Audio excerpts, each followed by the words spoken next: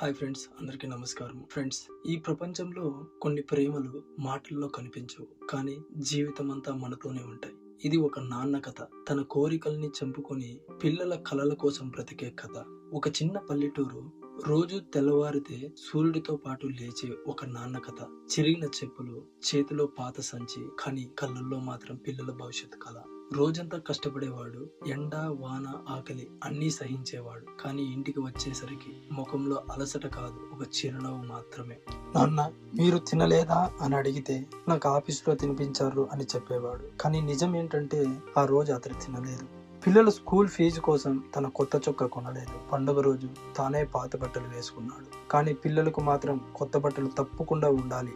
అతడికి తన కోసం కలలు లేవు, పిల్లలే అతడి కళ.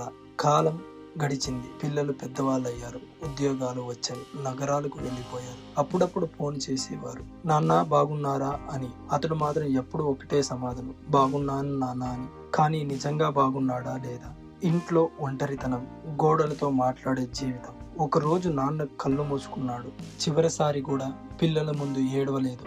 అంత్యక్రియల రోజు పిల్లలు అలమార తెరిచారు. అందులో వాళ్ళ చిన్నప్పటి ఫోటోలు, వాళ్ళ సర్టిఫికెట్లు, వాళ్ళ విజయాల పేపర్లు.